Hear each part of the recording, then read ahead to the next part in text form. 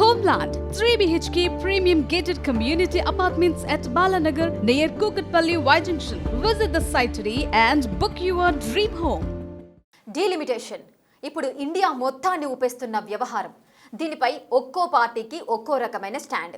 ముఖ్యంగా సౌత్ స్టేట్స్లో కేంద్రం చెబుతున్నట్లు 50% సీట్ల పెంపుతో నష్టపోతామని మెజార్టీ దక్షిణాది రాష్ట్రాల నాయకులు చెబుతుంటే ఇదే బెటర్ ఆప్షన్, దీనిని కాదనుకుంటే మరింత నష్టపోతామని ఏపీ లీడర్స్ వాదిస్తున్నారు.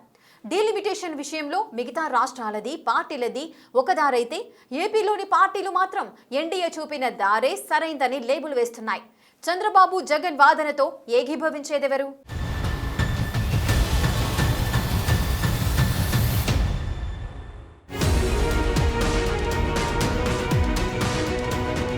మొన్న వైఎస్ జగన్, ఇప్పుడు చంద్రబాబు. డీలిమిటేషన్ పై డిఫరెంట్ గా ఏపీ స్టాండ్.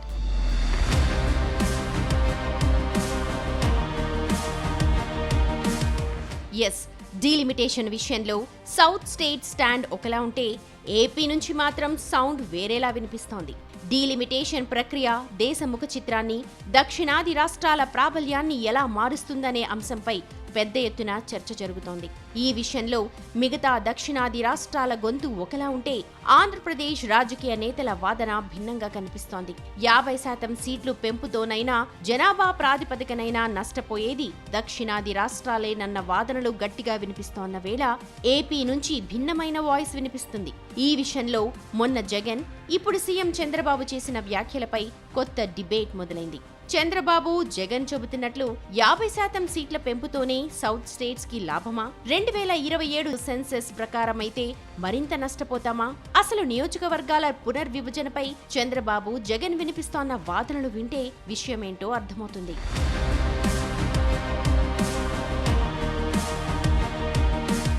తమిళనాడులో ఎన్నికల ప్రచారానికి వెళ్లిన సీఎం చంద్రబాబు కీలక వ్యాఖ్యలు చేశారు. డీలిమిటేషన్, మహిళా రిజర్వేషన్ సవరణ బిల్లుని వ్యతిరేకించి డీఎంకే, ఇండీ కూటమి పక్షాలు మహిళలకు ద్రోహం చేశాయన్నారు. మహిళా రిజర్వేషన్ బిల్లును ఎందుకు వ్యతిరేకించారో డీఎంకే సమాధానం చెప్పాలన్నారు. అంతేకాదు, దక్షిణాది రాష్ట్రాలకు రావాల్సిన వాటాను అడ్డుకున్నారని, 50% సీట్లు పెరుగుతాయని చెబుతుంటే ఇంకా ఇబ్బందేంటంటూ ప్రశ్నించారు చంద్రబాబు. డీఎంకే, ఇండీ కూటమి నిర్ణయంతో మహిళలు నష్టపోయారన్నారు. 2027 జనాభా లెక్కల ప్రకారం డీలిమిటేషన్ చేస్తే దక్షిణాది రాష్ట్రాలు తీవ్రంగా నష్టపోతాయంటున్నారు చంద్రబాబు. ఇదే ఇప్పుడు మరోసారి రాజకీయ వర్గాల్లో హాట్ డిబేట్ కు దారితీస్తోంది. It is very clear every state is going to increase 50%. Either bigger states or smaller states. Now these people are asking, go for population census. Then automatically South India population will be less. On the basis of that, if you give reservations, South India will lose heavily. That is the injustice they have done.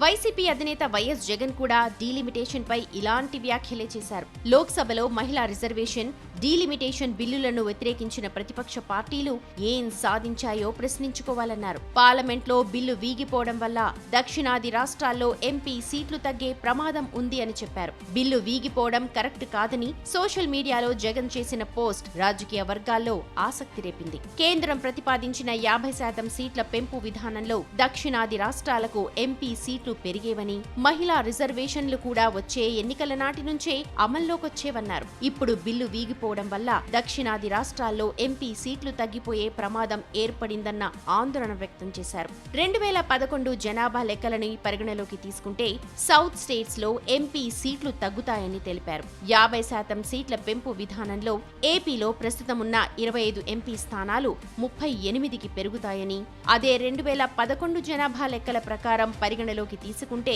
MP సీట్ల సంఖ్య 34 మాత్రమే అవుతాయన్నారు. అదే 2027 జనాభా లెక్కల ప్రకారం delimitation జరిగితే దక్షిణాది రాష్ట్రాల పరిస్థితి మరింత దారుణంగా మారుతుందన్నారు జగన్.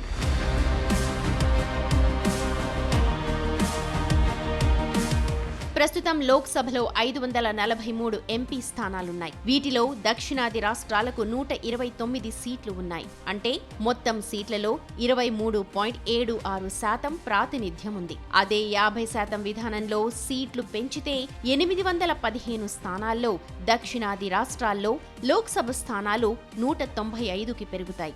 అప్పుడు లోక్సభలో సౌత్ స్టేట్స్ ప్రాతినిధ్యం 23.87%కి పెరుగుతుంది. అదే 2011 జనాభా లెక్కల ప్రకారం నియోజకవర్గాల పునర్విభజన చేపడితే 850 స్థానాల్లో దక్షిణాది రాష్ట్రాలకు దక్కేది 174 మాత్రమే అంటున్నారు జగన్. అప్పుడు సౌత్ స్టేట్స్ ప్రాతినిధ్యం 20.44%కి పడిపోతుందని చెబుతున్నారు. చంద్రబాబు జగన్ లెక్కలు చూశాక రాజకీయ వర్గాల్లో కొత్త చర్చ మొదలైంది. 2027 జనాభా లెక్కల ప్రకారం కనుక డీలిమిటేషన్ చేస్తే పెరిగే ఆ కాస్త సీట్లలోనూ కోత పడుతుందా అన్న డిస్కషన్ మొదలైంది.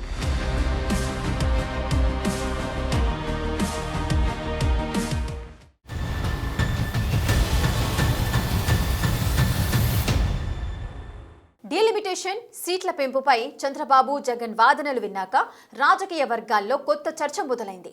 సౌత్ స్టేట్స్లో ఏపీ తప్ప ఏ ఒక్క రాష్ట్రానికి చెందిన నేత కూడా కేంద్రం తెచ్చిన డీలిమిటేషన్ బిల్లుకు అనుకూలంగా మాట్లాడలేదు.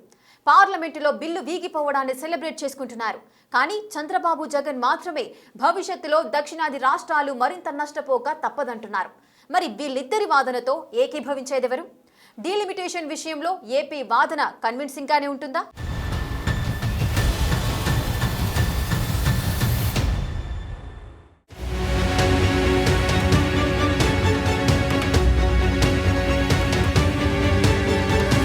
దేశ రాజకీయాల్లో డీలిమిటేషన్ ఇప్పుడు ఒక సెన్సిటివ్ సబ్జెక్ట్ గా మారింది. ముఖ్యంగా దక్షిణాది రాష్ట్రాల్లో జనాభా నియంత్రించినందుకు మాకు శిక్ష అనే ఆవేదన బలంగా వినిపిస్తోంది. అయితే ఏపీ సీఎం చంద్రబాబు, మాజీ సీఎం జగన్ వాదనలు ఇతర దక్షిణాది రాష్ట్రాల కంటే భిన్నంగానే కాదు, కొంత ఆందోళనతో కలిగి ఉండటం చర్చనీయాంశమయ్యింది. తెలంగాణ, తమిళనాడు, కేరళ, కర్ణాటక నేతలు డీలిమిటేషన్ ని కేవలం సీట్ల సంఖ్య పరంగానే చూస్తున్నాయి. సీట్లు తగ్గితే కేంద్రంతో దక్షిణాది రాష్ట్రాల ప్రాబల్యం తగ్గుతుందనే వాదన బలంగా వినిపిస్తున్నారు. కానీ ఏపీ నేతల వాదన మాత్రం మరోలా ఉంది. గతంలోనే చంద్రబాబు ఎక్కువ మంది పిల్లల్ని కనమని పిలుపునిచ్చారు. ఇందులో డీలిమిటేషన్ ఆందోళన ఉంది. 2027 జనాభా లెక్కలను కేంద్రం ప్రాతిపదికగా తీసుకుంటే గనుక ఉత్తరాది రాష్ట్రాల సీట్లు భారీగా పెరుగుతాయి. ఫలితంగా దక్షిణాది రాష్ట్రాలుగా డెమోగ్రాఫిక్ డివిడెండ్ కోల్పోతామని భయపడుతున్నారు.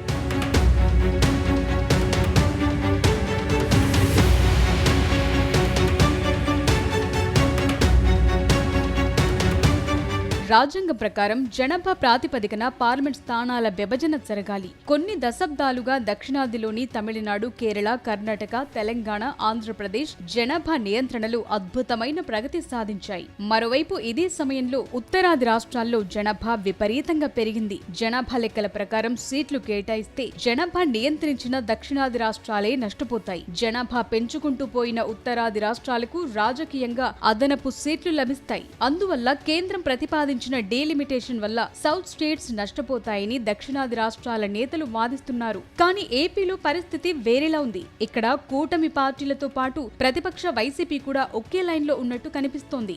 మిగతా సౌత్ రాష్ట్రాలు తమకు అన్యాయం జరుగుతుందని మొత్తుకుంటుంటే ఏపీ నేతలు మాత్రం 50% సీట్ల పెంపుతో మేలు జరుగుతుందనే వాదన వినిపిస్తున్నాయి.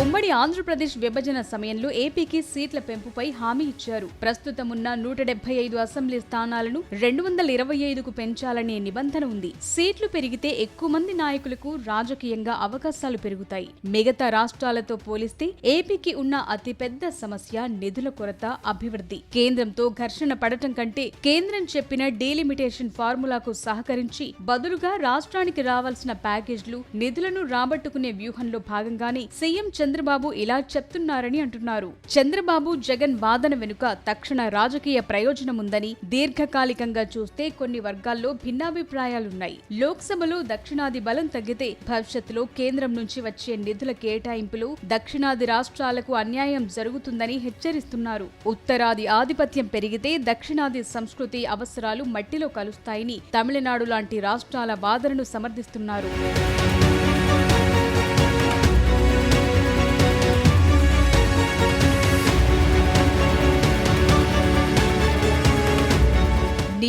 వర్గాల పునర్విభజన అనేది కేవలం అంకెల ఆట కాదు, భారత సమాఖ్య స్ఫూర్తికి సంబంధించిన పరీక్ష. చంద్రబాబు, జగన్ ఒకే రకమైన వాయిస్ వినిపించడం వెనుక రాష్ట్ర ప్రయోజనాల కంటే రాజకీయ సర్దుబాటు ఎక్కువ ఉందనే విమర్శలు ఉన్నప్పటికీ ప్రస్తుతం ఏపీకి మరో దారి లేదంటున్నారు. కానీ దక్షిణాది ఐక్యత దెబ్బతినకుండా చూసుకోవటమే ఇప్పుడున్న అతిపెద్ద సవాల్. పైగా చంద్రబాబు, జగన్ ఒకే విషయంలో ఒకే రకమైన స్టాండ్ తీసుకోవటం చాలా అరుదు. కానీ డీలిమిటేషన్ విషయంలో ఇద్దరి ఆందోళన వెనుక రాష్ట్ర భవిష్యత్ దాగుంది. పార్లమెంటులో సీట్లు తగ్గితే పార్లమెంటులో ఏపీ గొంతు వినిపించేవారు ఉండరు.